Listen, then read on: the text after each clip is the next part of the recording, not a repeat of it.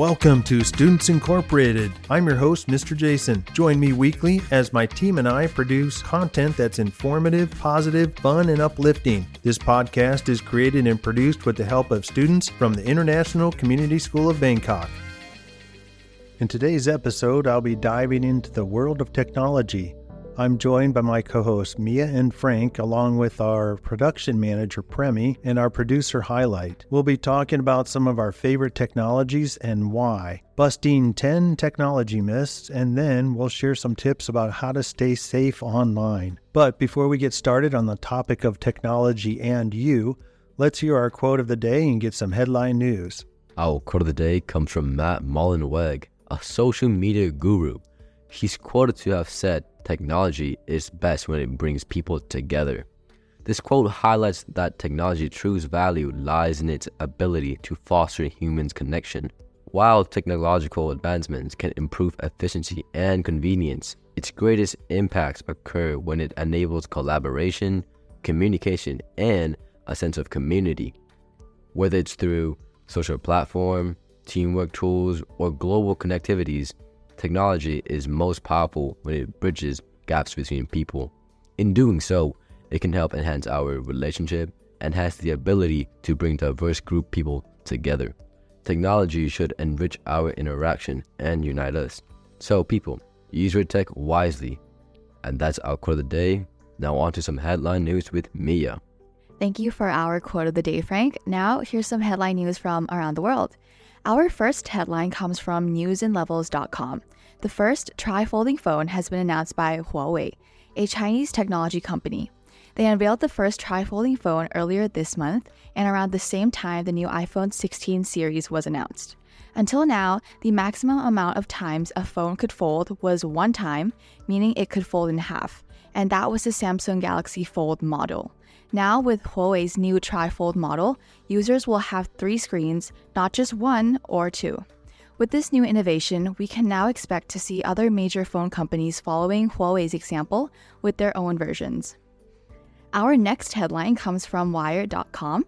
It is known up until now that Apple's AirPods Max was their top-of-the-line model for audio devices, coming with a price tag of around 20,000 baht or $549 USD. But during Apple's newest product unveiling, they revealed to us that the new AirPods releasing this year, AirPods 4, has a feature that even AirPods Max does not have, which is the H2 chip.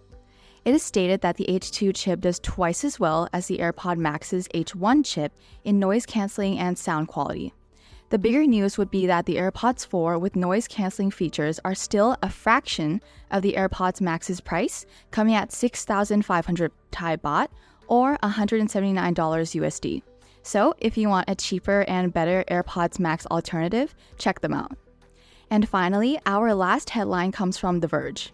Google is now testing desktop windowing on its tablets. It's been a status quo that iPads allow you to resize apps and Google tablets don't, but now they're trying to change that.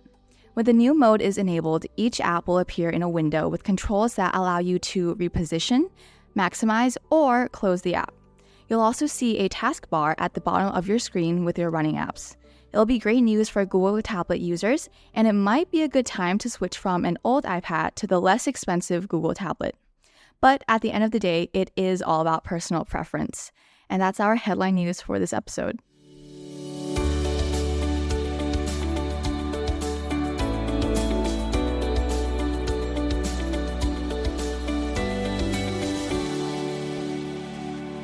Thank you for the quote in the headline news. In the studio today, we have Mia, Frank, Premi, and Highlight, and we'll be having conversations about the topic of technology. For the sake of our audience, we've structured our season episodes to focus on 4 main broad topics, which are education, business, design, and technology. Every episode and its topic and guest will fit under one of these broad topic choices. We produce 32 episodes in each season, and we spread out our topics among those 32 episodes.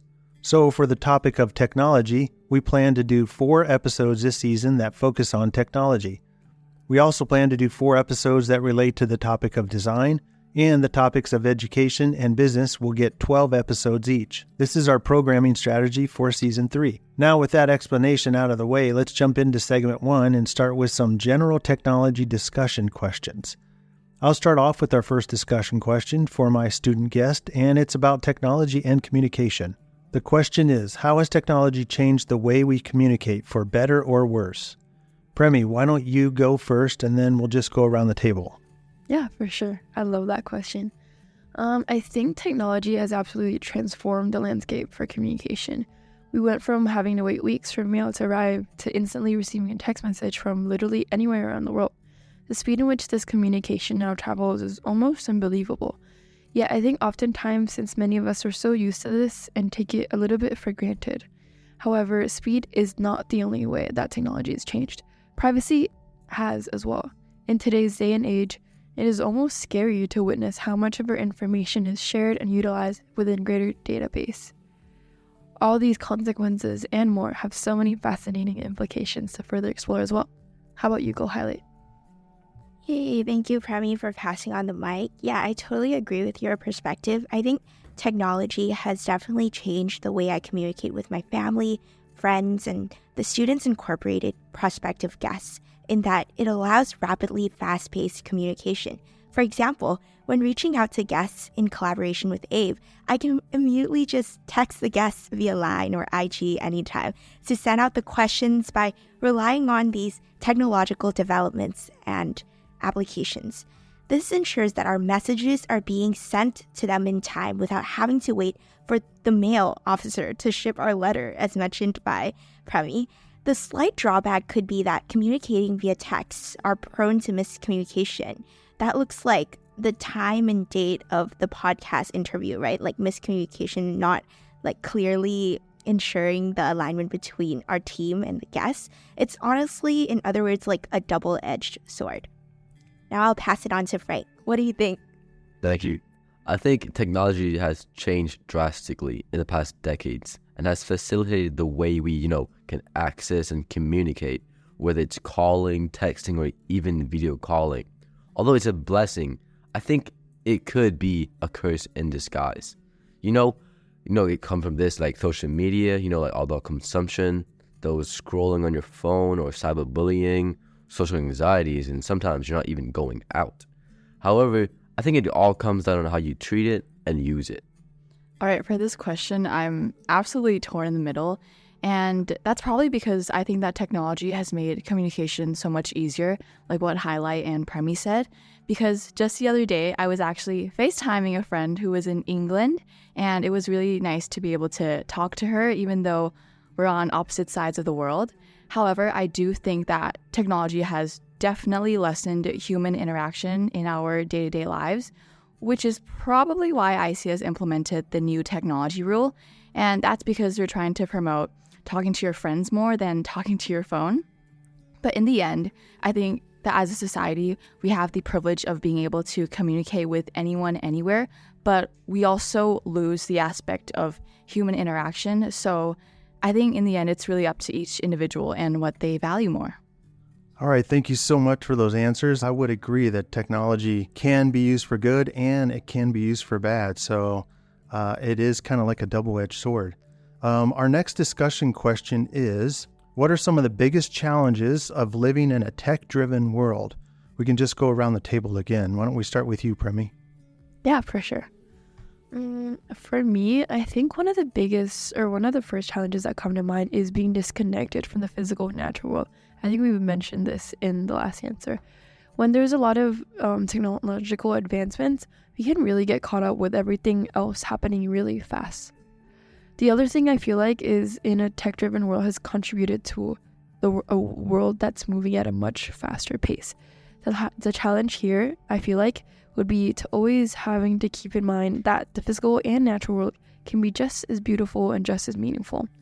The other challenge is to consider the hidden biases within such technological systems that might not be accounted for. For instance, gender bias can be accounted for in AI in different spheres: the user, the data set, the input. Again, I think there's so many interesting implications and nuances that we'll have to continue keeping in mind while engaging in a tech-driven world. Wow, I liked how Premi accounted for the biases that we can see in technology, because I think we usually turn a blind eye and gloss over all of those nuances. So I think with information being able to disseminate at a rapidly fast pace, as earlier mentioned, I believe that this could result in unnecessary instances of information overload. So with regards to miscommunication, I think this is another disadvantage of technology in terms of overload. This could lead to cognitive overload, anxiety, and stress. The digitization of the world allows us to instantly switch from one tab to another within a click of a button or a swipe, which is both beneficial yet concerning because we constantly multitask when factually, based on the MIT Radius website, quote unquote, as humans, we have a very limited capacity for simultaneous thought. We can only hold a little bit of information in the mind at any single moment. You don't actually multitask. You task switch. I think some of the biggest challenges are keeping up with a fast-paced growing technology. I mean, if you think about it, we're constantly growing, and other people who can capitalize over the technology can take over. But those who can't, there's some that wishes to stay, in the physical world. But those that choose to capitalize on the technology, they can soar through the market much faster. And I think the scariest thing is AI. It is a great tool. It is rapidly growing, but I think it can cause more harm than good if misused. Let's say, for example, English class. It can help you, with grammar and stuff like that. But if misused, you could say, hey, make an essay for me. And hence you would lose that chance to, improve your writings. And so those who use it properly will grow, but those who misuse it, they will lose the chance. Okay, those are really good answers. But I think definitely for me, the biggest challenge of living in a tech-driven world is probably the amount of distractions I get when I'm trying to do homework or study at home. I feel like I have the attention span of a child, and so whenever a notification pops up, I immediately feel the urge to procrastinate and not do my work, which leads to a lot of late nights and panda eyes. I am trying to get better at it, but sometimes I do fall into the temptation of doom scrolling through TikTok or Instagram. And especially now that college applications are starting, I am realizing that I cannot lose any more time. So I really have to lock in for these next few months.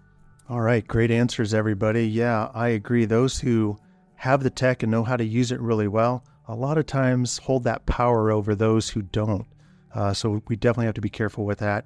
And AI, yes, it's a great tool, but also it can be misused.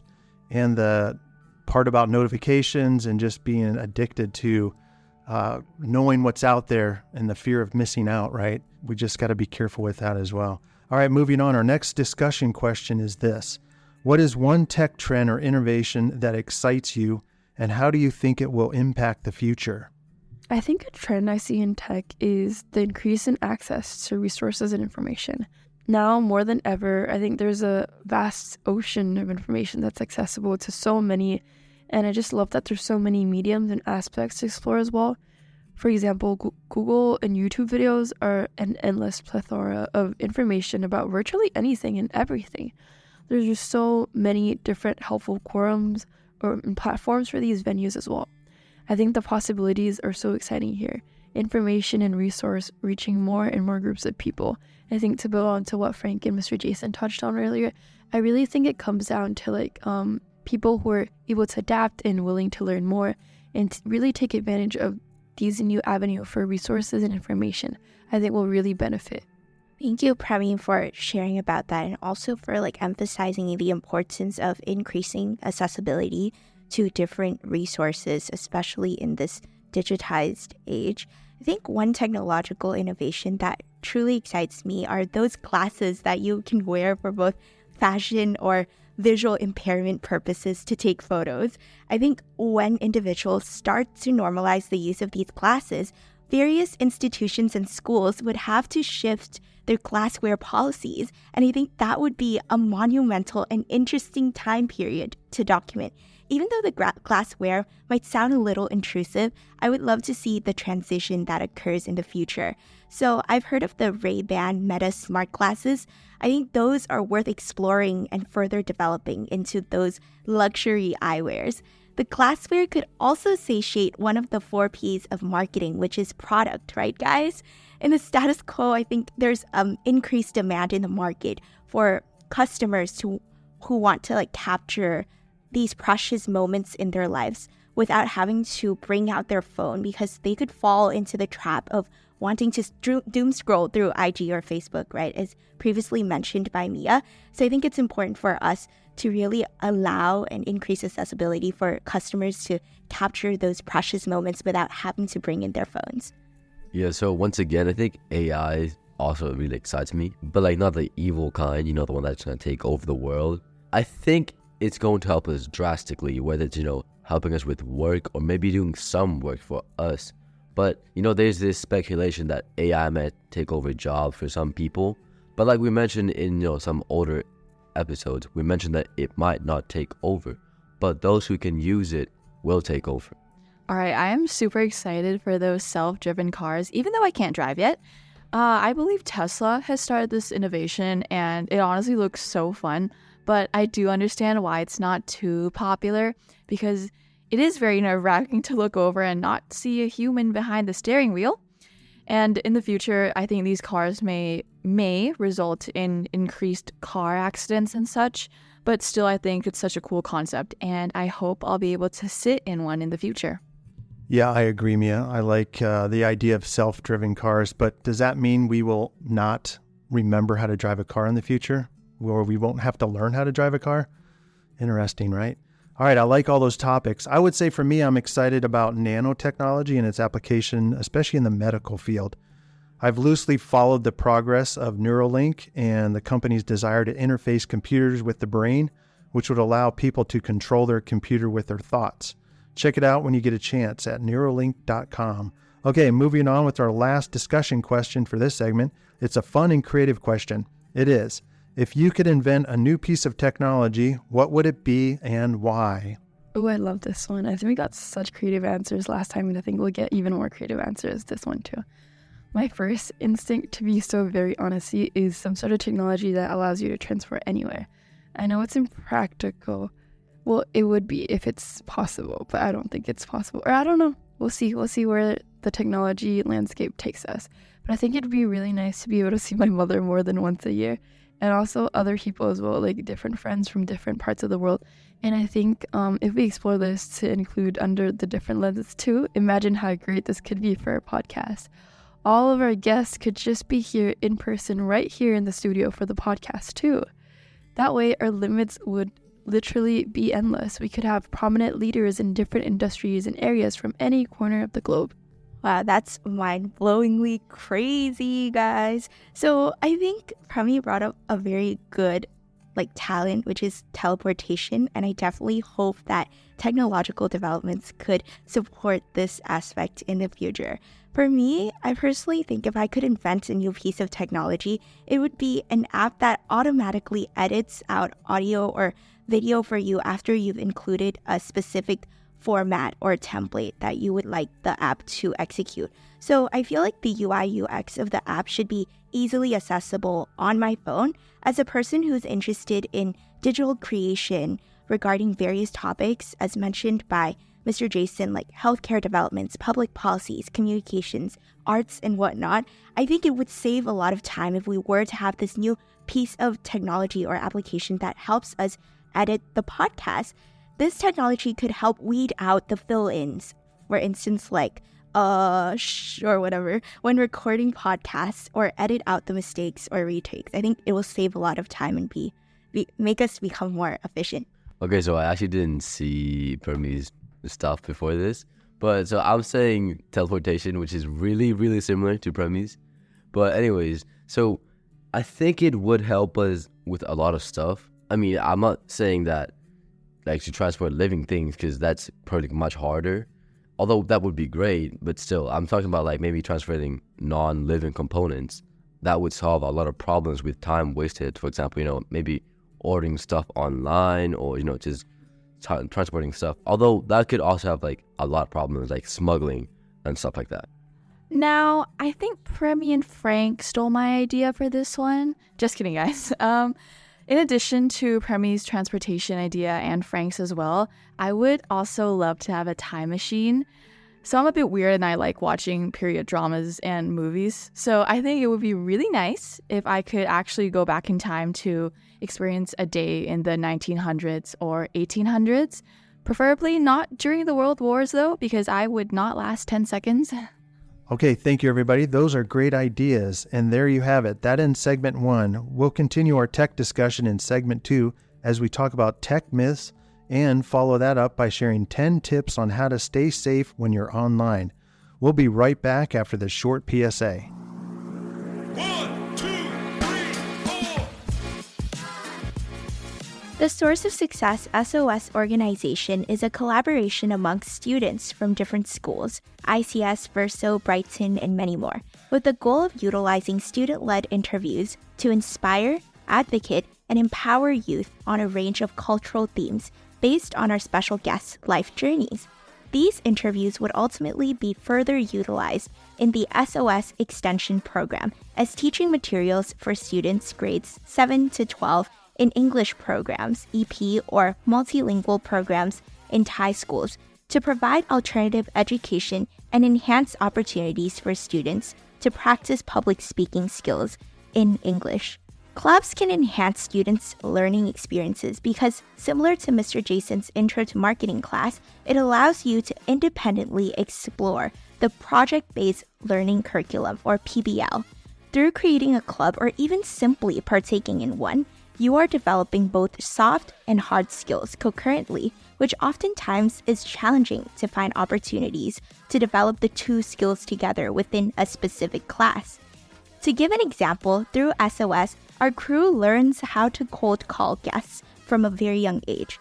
Even though most adults can develop this skill at some point in their life, starting early would allow you to experience and learn the endless possibilities of meeting new people.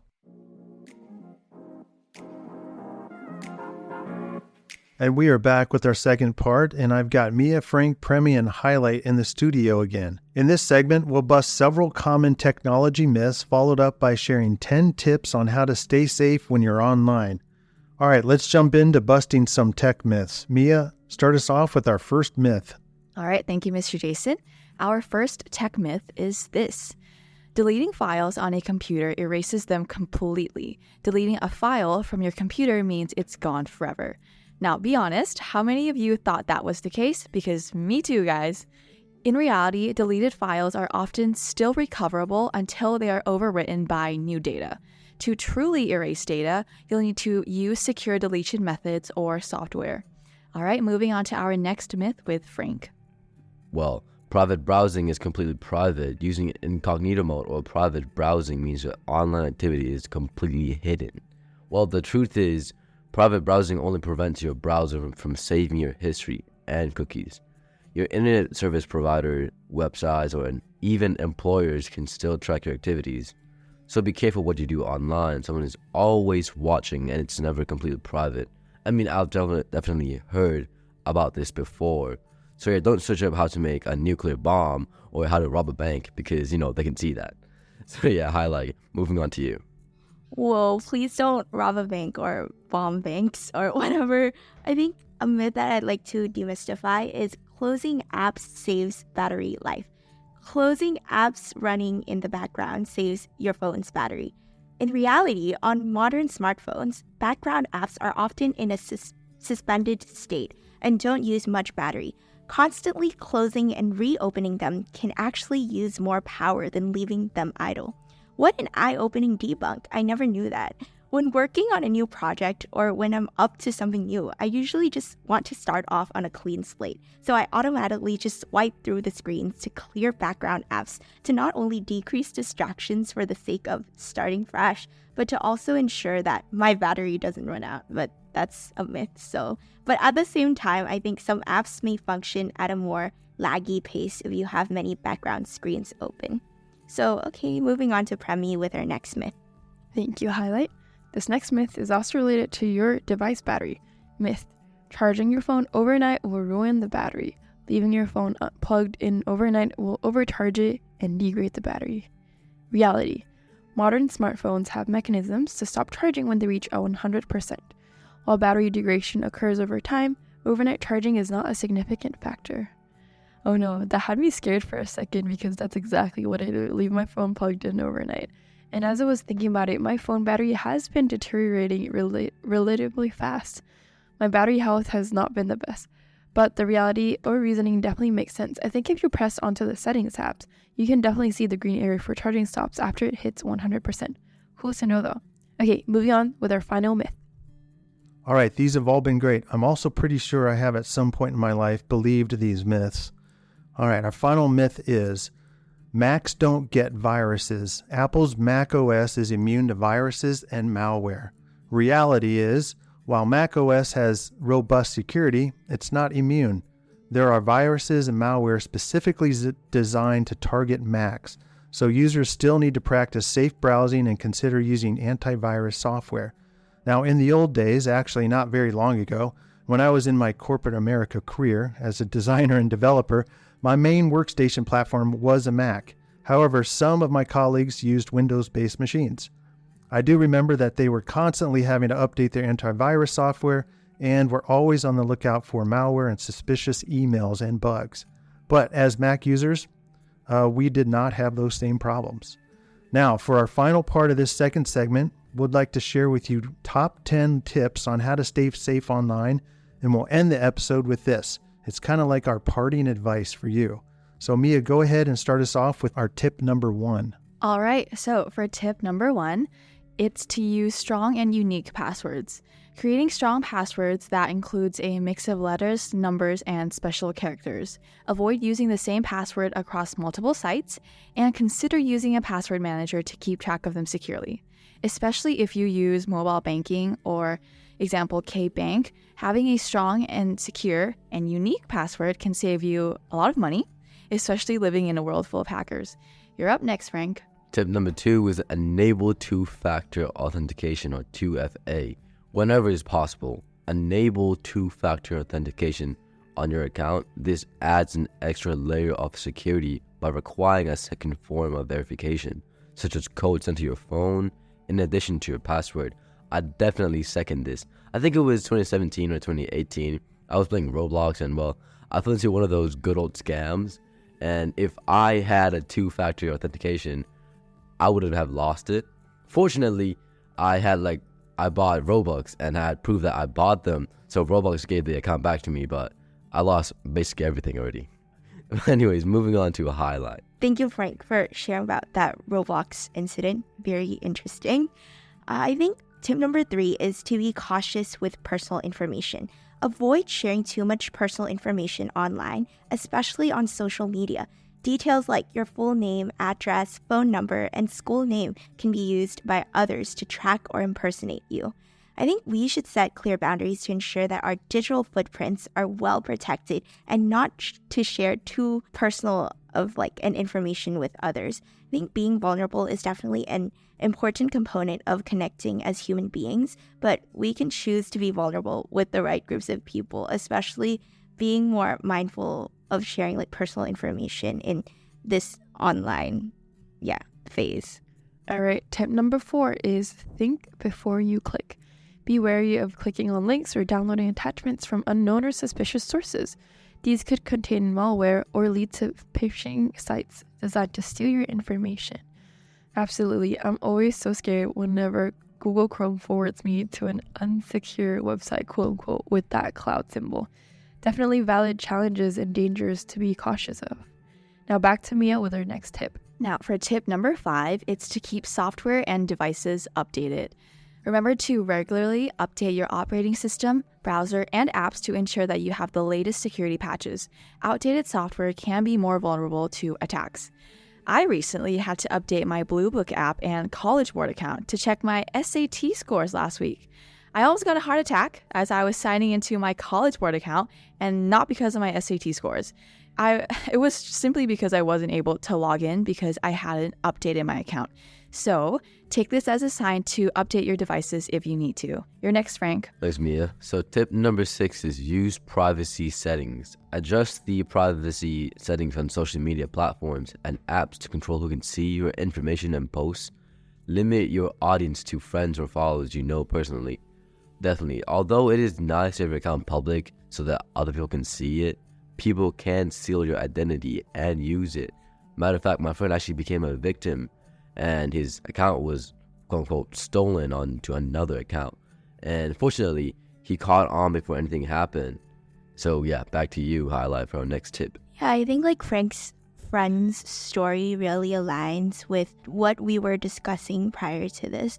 So tip number 7 is avoid public Wi-Fi for sensitive activities. When using public Wi-Fi, avoid accessing sensitive accounts like banking or email, as these networks can be less secure.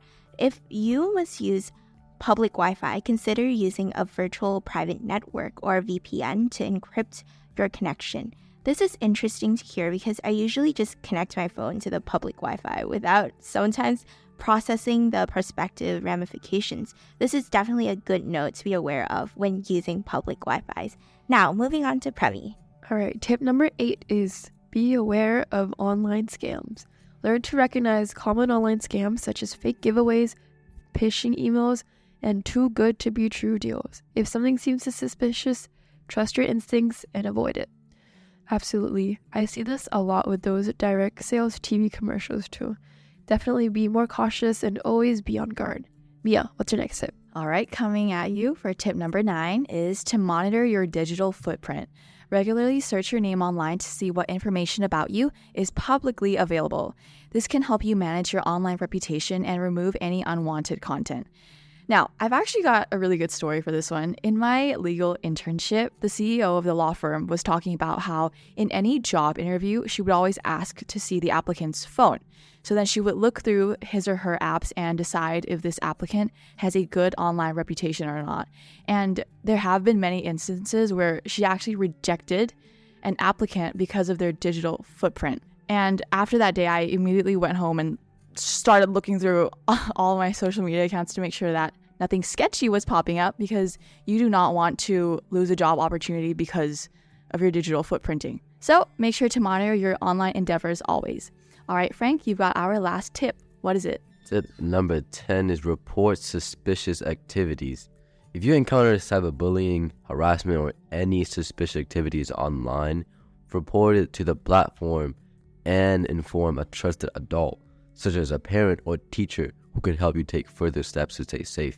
I mean, always report suspicious activities. This doesn't have to be online. You should report any kind of suspicious activities to adult. Because, it is better to be safe than sorry. And there you have it, folks. 10 tips to keep you safe online. All right, thank you. And that concludes our second segment. We hope this discussion was informative and helpful. And don't be fooled by those myths and stay safe online. Thank you, everybody.